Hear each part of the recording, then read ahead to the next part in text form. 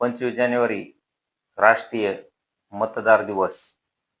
Doctor Babasaheb आंबेडकरांनी घटना लिहिताना भारतीय संविधानाच्या अनुच्छेद 326 नुसार मतदानाचा अधिकार दिला.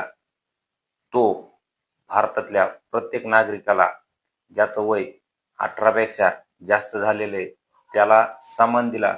मग तो कोणत्या जातीचा आहे, कोणत्या धर्माचा आहे, कोणत्या पंथाचा आहे किंवा त्याचं शिक्षण काय, हे कोणते निकष न लावता प्रत्येकाला मतदान करण्याचा अधिकार दिला आणि प्रत्येकाच्या मताला किंमत ही समान दिली.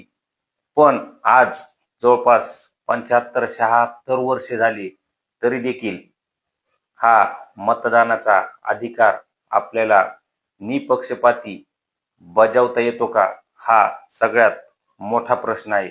कारण काही वेळेस दबाव टाकला जातो, तर काही वेळेस मतदानाचे जे बूथ असतात त्या बूथवर काहीतरी बिघाड असते, तिथं देखील दबाव टाकला जातो, पैसे वाटप केले जातात, धमक्या दिल्या जातात. आणि याच्या पलीकडे जर जाऊन सांगायचं झालं तर आता नवीन नोटा हा पर्याय असताना देखील मतदाराची त्या उमेदवाराला मतदान करण्याची इच्छा नसताना देखील त्याला बिनविरोध केलं जातं.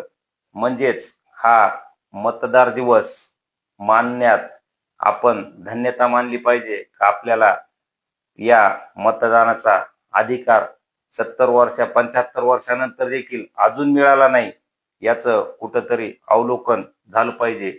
तरी देखील सर्व देशातील मतदारांना पुनश्च एकदा मतदार दिनाच्या खूप खूप शुभेच्छा.